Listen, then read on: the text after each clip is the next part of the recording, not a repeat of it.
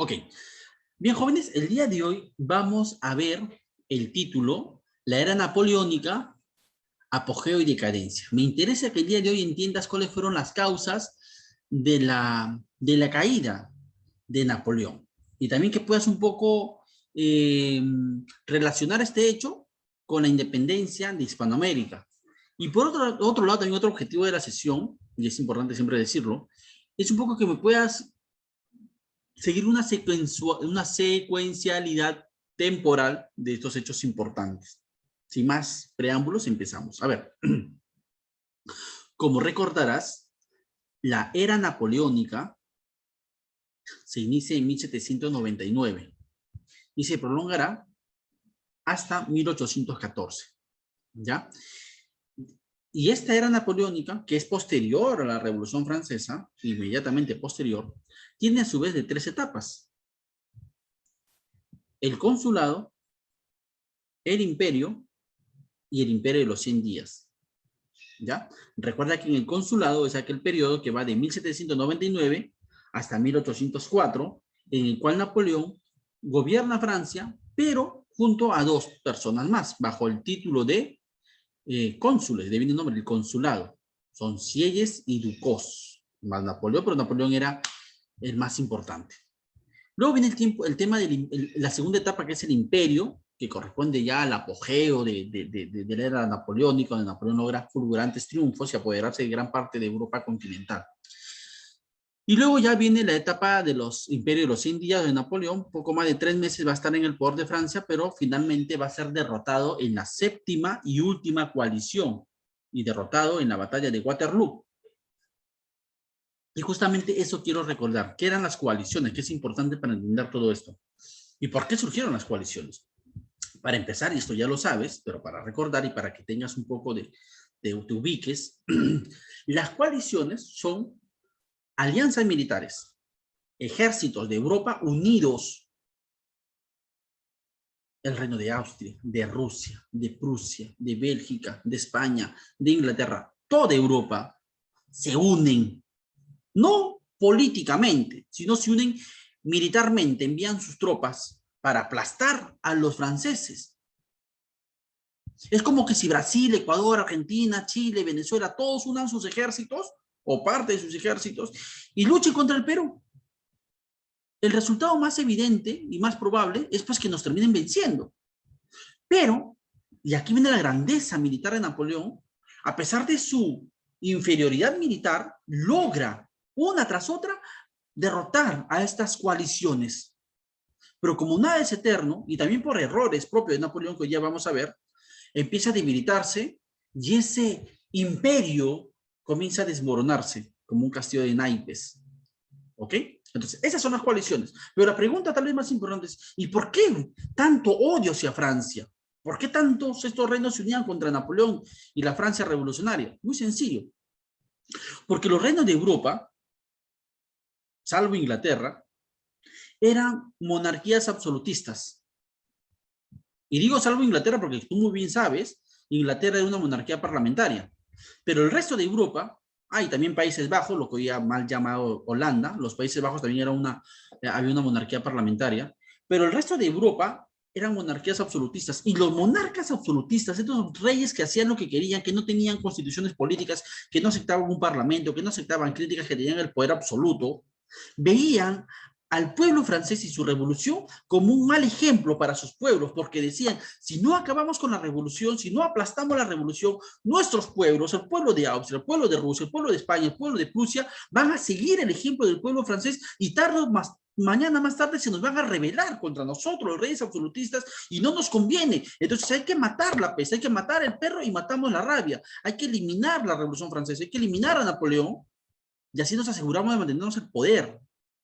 La Revolución Francesa, chicos, básicamente es la guerra entre la Ilustración, estos nuevos pensamientos que daban libertad, derechos, libertades a las gentes, contra el deseo de los reyes absolutistas, el antiguo régimen, de mantenerse con el poder absoluto. Así que, entiende bien, por favor, las coaliciones surgen en primer lugar y en conclusión, por el deseo de otros reinos absolutistas de acabar con este mal ejemplo que representaban los franceses revolucionarios. Y otro factor también Va a ser Inglaterra. Inglaterra, que como ya te dije, practicaba una monarquía parlamentaria de los tiempos de Juan Sin Tierra, cuando fue derrotado en la batalla de Bouvines durante la Segunda Guerra de los 100 años, ¿te acuerdas? Historia universal del segundo. Inglaterra, ¿por qué Inglaterra odiaba tanto a Francia revolucionaria? Porque Francia, y ya en tiempo de Napoleón, estaba ganando, no solamente venciendo a las coaliciones, sino ganando territorio. Y Francia estaba como que superando a Inglaterra. Inglaterra era la dueña del mundo. Inglaterra era la nación más poderosa. Ya vamos a ver la revolución industrial. Inglaterra era el país más poderoso y Inglaterra no le convenía que Francia tenga tanto poder, tal vez mayor que el de Inglaterra. O sea, por un tema de celos, por un tema de dominio de Europa y del mundo. Amén a que, como ustedes muy bien saben, Inglaterra y Francia han sido enemigos dinásticos, han sido enemigos milenarios. Recuerda la guerra de los 100 años, recuerda la guerra de los 7 años, que acá vimos a inicio de año. Entonces, había ese resentimiento entre ingleses y franceses. Pero las coaliciones eran financiadas, eran organizadas, dirigidas por Inglaterra. ¿Ok? Así que Napoleón, como ya hemos visto la semana pasada, había intentado invadir sin éxito Inglaterra en el combate de Trafalgar y Napoleón es derrotado en ese intento, en la tercera coalición, de conquistar a las Islas Británicas, pero es derrotado.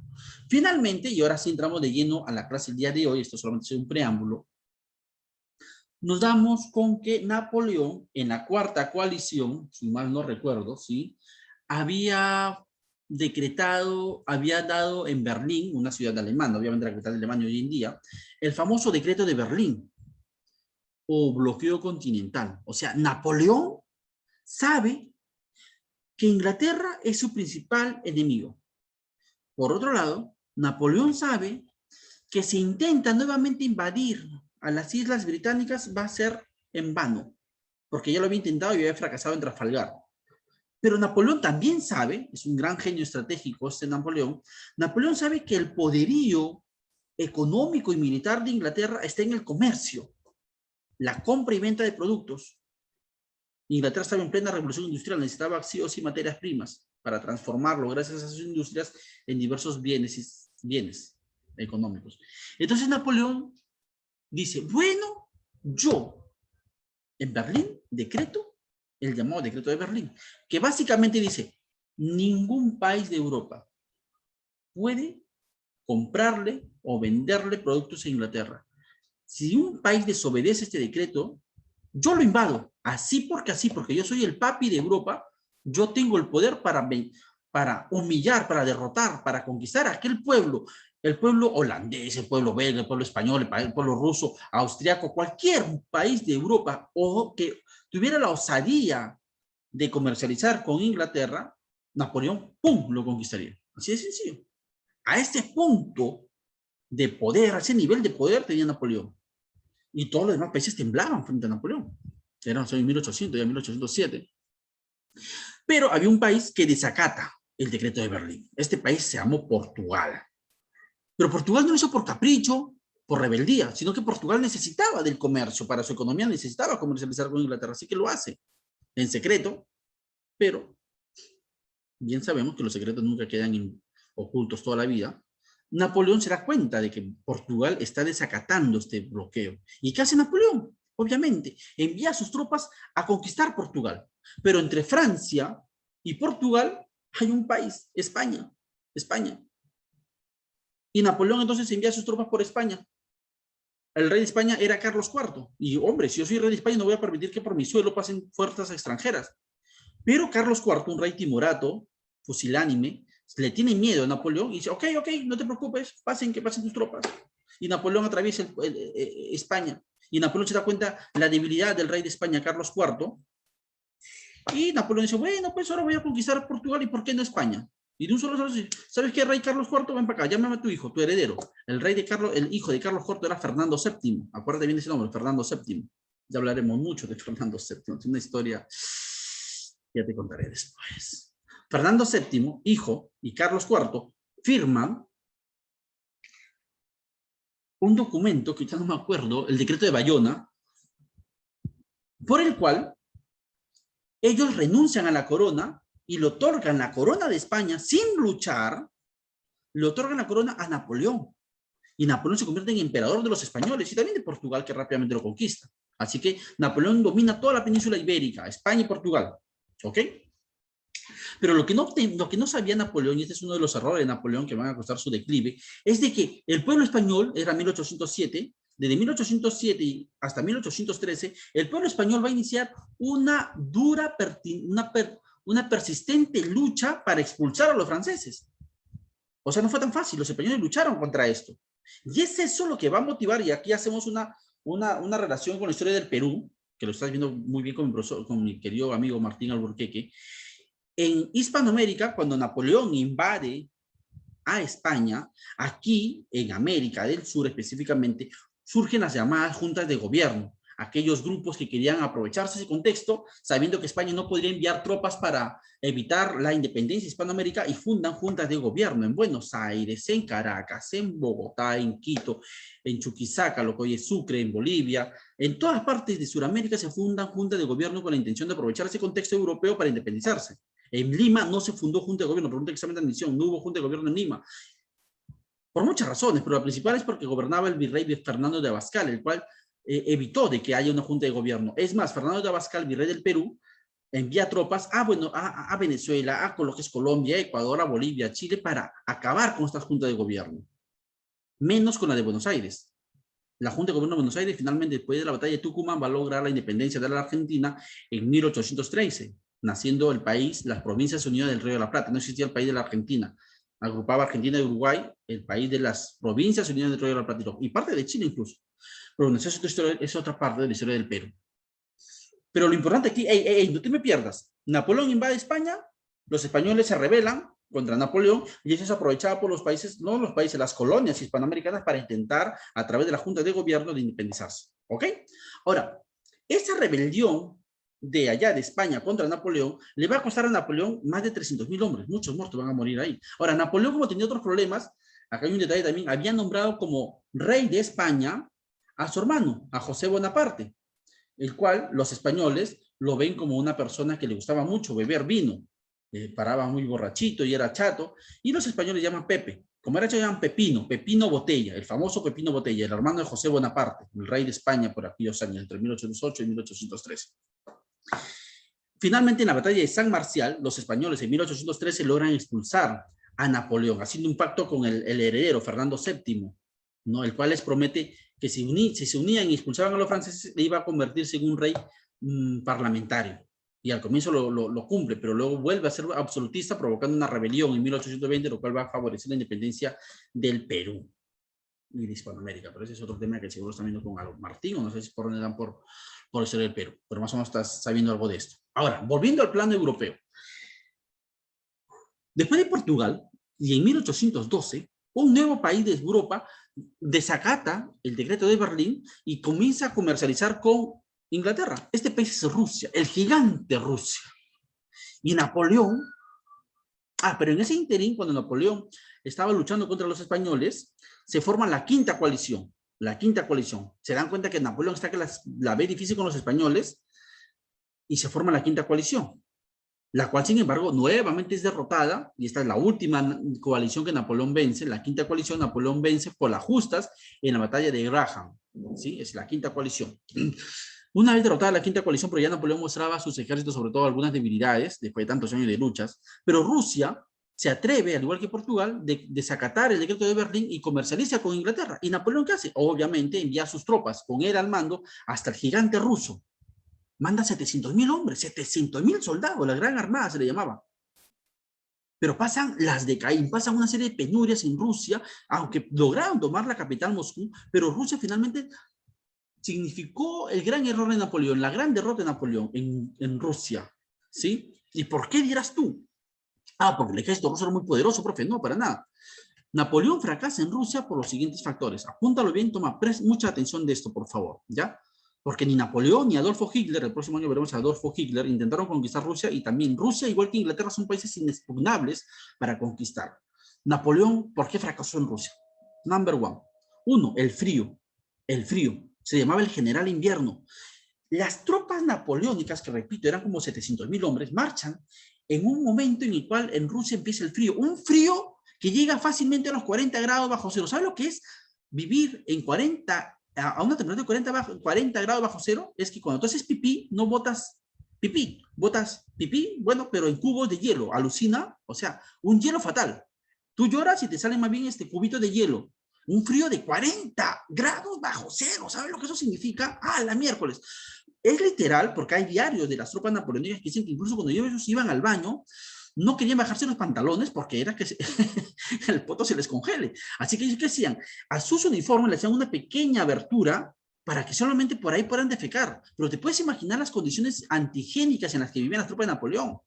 Y las tropas de Napoleón, por ese invierno, mueren muchos, temen bañarse y comienzan a llenarse de piojos. Y pasa horrible en Rusia. Un frío que justo en aquellos años fue un frío de los más calamitosos de aquellos años en Rusia, lo cual va a debilitar, a morir millones, no millones, miles de soldados de Napoleón comienzan a morir en estas condiciones de frío, de caminar en medio, dormir en medio de los bosques, en el suelo, y muchos nunca más despertaron por el frío de la noche, por más que ponían hogueras, terminaban congelados, literalmente. Así que el frío fue un factor fatal para las tropas napoleónicas. El segundo es la táctica de tierra arrasada. Tierra arrasada. ¿Qué significaba eso? Los pueblos, las aldeas rusas, cuando veían que a lo lejos venían las tropas napoleónicas, ¿ellos qué hacían? El pueblo de Rusia, abandonaban sus pueblos, se iban. Y cuando los franceses llegaban, encontraban ciudades fantasmas. Pero ojo, antes de irse, el pueblo ruso, a sus pozos de agua, en esos tiempos no había llave, que tú abres y sale agua, no habían pozos donde sacabas el agua. A esos pozos ellos les tiraban, mataban, sacrificaban a algún animal y ya putrefacto con gusano lo tiraban a esas aguas, al pozo. Sus chacras, sus cultivos los incendiaban. Las mismas casas las prendían fuego. De tal manera que cuando las tropas francesas, extenuadas de kilómetros y kilómetros de marcha, y una marcha detenida por el frío, por la nieve, súper extenuados, súper cansados, veían a lo lejos un pueblo, una aldea, y tenían la esperanza de llegar a refugiarse, alimentarse, ¿no? Pero cuando llegaban, comenzaban a ver que a lo lejos que estaban, salía humo. Grande era su sorpresa y su desánimo que cuando llegaban a esos pueblos, lo encontraban totalmente abandonados, sin alimentos, sin animales, incluso las aguas putrefactas. Esa es una guerra psicológica. Eso es para que los soldados franceses se desanimen más. O sea, después de caminar tantos kilómetros y con la esperanza de llegar a un pueblo donde podrían tal vez proveerse de alimentos al menos, encontraban todo esto destruido y sabían que tenían que continuar para buscar otro pueblo, iban a pasarle lo mismo. Muchos terminaron prácticamente muertos de hambre en Francia. Incluso algunos diarios señalan que practicaron el canibalismo. Las tropas francesas, cuando un soldado ya moría y cuando ya no encontraban nada, algunos, no digo que fue común, pero sí los diarios de las tropas napoleónicas señalan que ellos tuvieron que comerse la carne de sus amigos muertos, congelados. Y peor aún, de los mismos caballos. Pero hay un problema cuando tú te sacrificas o matas a un caballo, que también no necesariamente que lo sacrifiques, sino que por el mismo frío los caballos mueren. Hay que cargar todo lo que llevaban los caballos, lo cargas. Hace que el paso sea más lento. Entonces, el frío, la táctica de tierra arrasada, más obviamente el ataque de las tropas de Rusia, que aplican la táctica de tierra, la táctica de guerra de guerrillas. La guerra de guerrillas es atacar, sobre todo de noche, o cuando estás descuidado y te retiras, te repliegas. Atacas, te repliegas. Atacas, te repliegas. Esa es una guerra de guerrillas. No es una guerra convencional donde tú te enfrentas a ella hasta que alguien salga victorioso. No, ¿por qué? Porque los rusos sabían que tenían inferioridad frente al poderoso ejército francés. Así que ellos no van a ser tan suicidas para enfrentarse choque a choque contra los franceses. Así que más bien cuando los franceses están descansando de noche o están en plena desesperación caminando kilómetros, salen de los bosques, de lugares escondidos, salen las tropas del zar. El zar es el emperador de Rusia, Alejandro I en aquellos años, atacan, generan la mayor cantidad de caos, de muertes y luego se repliegan.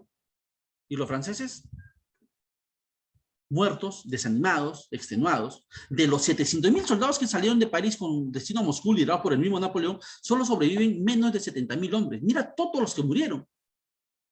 Ese fue un fiasco, la invasión a Rusia. Y peor aún, una vez ya dado esto de Rusia, se da la sexta coalición. Y es aquí cuando Napoleón es derrotado, en la sexta coalición, la batalla de Leipzig.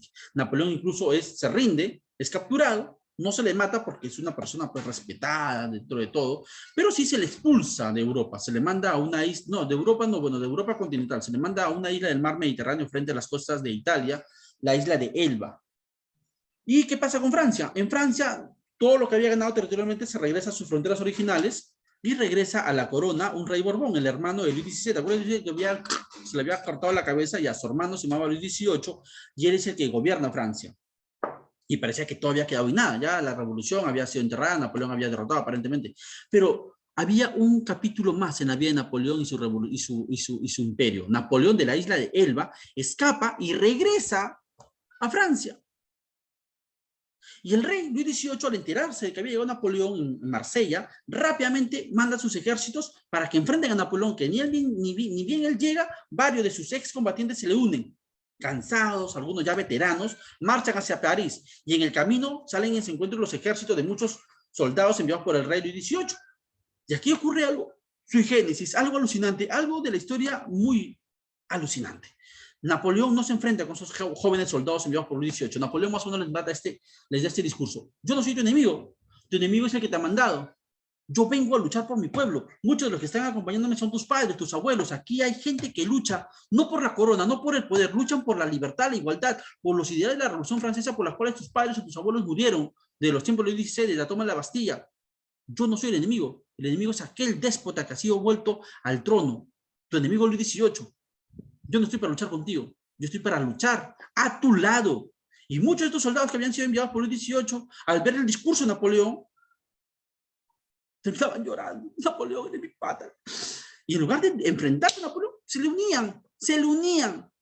Y Napoleón, cada vez más robustecido, marcha hacia París. ¿Qué hace Luis XVIII? Huye, cobardemente huye Luis XVIII, y Napoleón llega nuevamente a París y toma posesión de Francia. Pero aquí se inicia el imperio de los 100 días, porque solo duró algo, 102 días, si no me equivoco, un poquito más de 100 días en realidad. Pero ¿qué pasa? Los reinos de Europa, cuando se enteran que Napoleón había vuelto a París, dicen, pucha, que este pata no se cansa, ¿no? Y organizan la séptima coalición.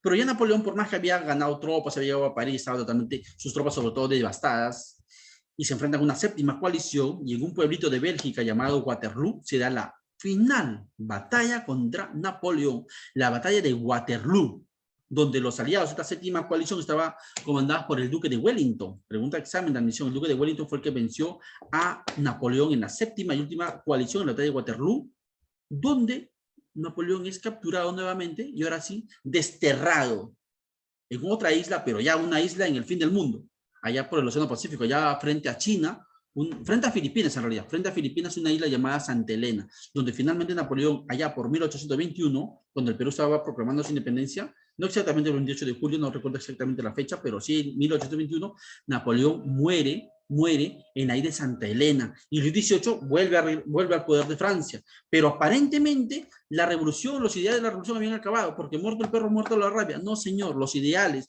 las personas mueren, pero los ideales nunca mueren. Mira entonces en la cabeza, las cabezas mueren, las personas mueren, los líderes mueren, pero los ideales nunca mueren, son eternos.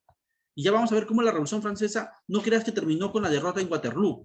Esos ideales continuaron en las gentes, en los pueblos oprimidos de Europa, hicieron que el mundo cambie. Napoleón muere, presumiblemente muere Napoleón envenenado. Mientras Napoleón estaba vivo, los reyes de Europa se hacían la piche, literalmente. Le tenían pánico a Napoleón. Así que en sus comidas lo van envenenando. Lentamente Napoleón muere finalmente de cáncer al estómago, envenenado con cianuro, como que le estaban dando a Napoleón. Y ya sabes, las últimas palabras de Napoleón fue: mi ejército, mi Francia, mi Josefina, su primera esposa, a la cual dejó porque no le podía dar un hijo para casarse con una princesa austriaca. Pero en sus últimos días, Josefina fue a visitarlo y fue sus últimas palabras: mi ejército, mi Francia, mi Josefina. Y así llega al final una de las vidas más importantes de la historia mundial, la vida de Napoleón Bonaparte.